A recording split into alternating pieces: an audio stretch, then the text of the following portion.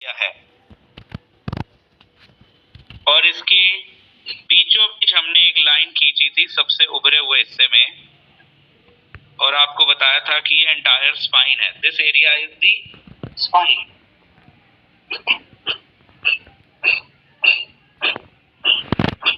और ये देखिए इतना हिस्सा सर्वाइकल हो गया, इसके बाद ये थोरैसिक हो गया, उसके बाद ये लंबर हो गया, ये सैक्रल हो गया और यहाँ टेलबोन आ गई।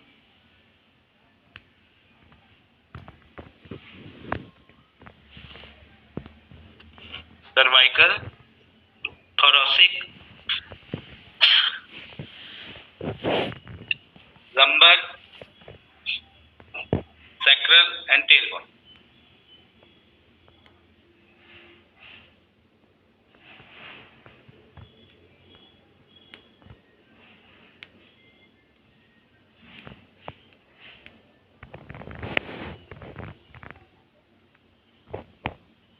आप देखिए इसके बाद ये जो सुपीरियर है, इंफीरियर के पॉइंट अभी हम नहीं सीख रहे। ये जो सुपीरियर, जो चौड़ा वाला एरिया है, हमें क्या करना है, उसके एकदम बीचों बीच एक लाइन बना लेनी। देखिए ये जो सुपीरियर क्रस है, इसके बीचों बीच एक लाइन बना लेनी है। ये जो लाइन है ये हमारी पूरी लेग को रिप्रेजेंट करती है। ये जो लाइन है ये हमारी पूरी लेग को रिप्रेजेंट करती है। देखो लेग कहां से शुरू होती है? हिप जॉइंट से। ये हिप जॉइंट हो गया। बीच में क्या आता है? नी जॉइंट, तो ये नी जॉइंट हो गया। और आखिरी में क्या आता है? सोल, ये सोल हो गया। ये हो गया आपका हिप जॉइंट, ये हो गया नी जॉइंट, ये हो गई सोल। अब देखो हिप जॉइंट और नी जॉइंट के बीच का एरिया थाई, नी जॉइंट और सोल के बीच का एरिया लोअर लेग।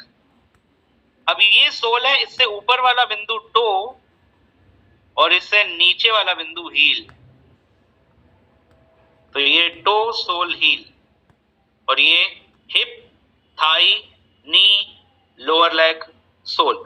अगर आपको पता है आपकी लेग में क्या आता है तो ये लाइन पे आपको पता होगा क्या होगा। सबसे पहले हिप जॉइंट, फिर थाई, फिर नी जॉइंट, फिर लोअर लेग, फिर सोल, ऊपर टो, नीचे हील। बस ये याद रखना। अब देखिए इसमें इलाज कैसे करें। अगेन ऑरिकुलर थेरेपी के सीड और चिमनी। आपने एक सीड लिया, मान लीजिए किसी के घुटने में दर्द है, तो आपको मालूम है ये नी जॉइंट का पॉइंट बीचों बीच है और आपने यहाँ पे एक सीड लगा दी, तो नी जॉइंट के पेन में आराम आ जाएगा। इसी तरह से मान लीजिए किसी के हिप जॉइंट में पेन है, तो आपने सीड लिया और हिप जॉइंट के एरिया पे एक सीड लगा दी। अब मैं दोनों पॉइंट हटा रहा हूँ और क्लियरिटी को बढ़ाने के लिए। बहुत से लोगों की पैरों की एड़ी में दर्द होता है। एड़ी मतलब हील, तो ये टो था, ये सोल और ये हील। तो आखिरी वाला जो पॉइंट है, हील वाला जो पॉइंट है, ऑरिकुलर सीड लेंगे और जो हील वाला पॉइंट है वहां पे जाके इस सीड को लगा देंगे। तो इस तरह से हम हील के पेन को ठीक कर पाएंगे। आपके पास कोई पेशेंट आता है जिससे सर्वाइकल की समस्या है, तो ऑरिकुलर थेरेपी का सीड लेंगे और ये जो सर्वाइकल जोन है वहां पर एक सीड लगा देंगे। इसी तरह अगर किसी को टेलबोन में पेन है, तो ये टेलबोन सबसे आखिरी में आती है, वहां एक सीड लगा देंगे।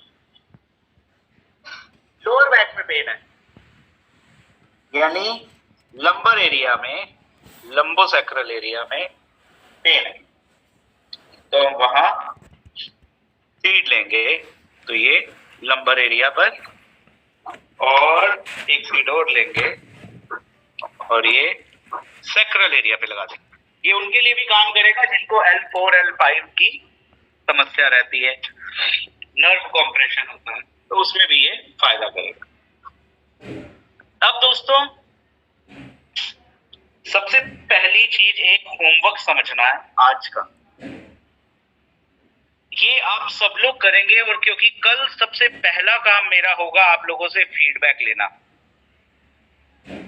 और होमवर्क ये है कि आपके घर में अगर किसी को भी सर्वाइकल की समस्या है तो अपने हाथों पे, उंगलियों पे हल्का सा क्रीम या ऑयल लगाइएगा और ये सर्वाइकल एरिया है, इस पे बहुत हल्के हाथ से सर्वाइकल एरिया की मसाज करिएगा, बहुत हल्के हाथ से। सिर्फ कितनी देर? 20 सेकंड के लिए। किसी को लोअर बैक में पेन है तो ये लंबोसैक्रल एरिया आपको मालूम है, ये रहा, तो हल्की सी क्रीम ऑयल लगाएंगे, लंबोसैक्रल एरिया पर मलेंगे और आप देखेंगे कि लोअर बैक में कितना आराम है।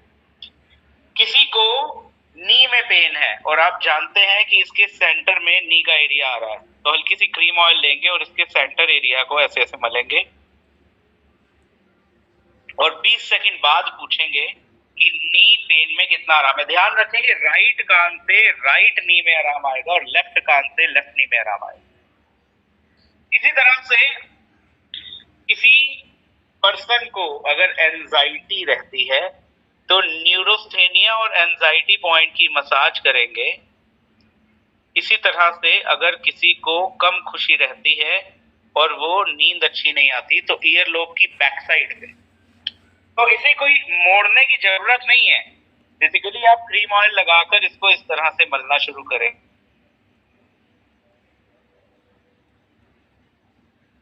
मसाज करेंगे और फिर कल बताएंगे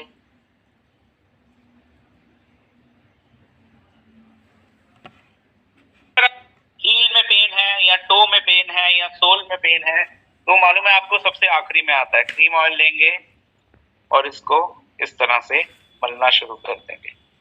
अब मैं ये सारे पॉइंट की लोकेशन एक बार दूसरे कान पर भी दिखा देता हूं जिससे क्लियरिटी ऑफ पॉइंट बढ़े।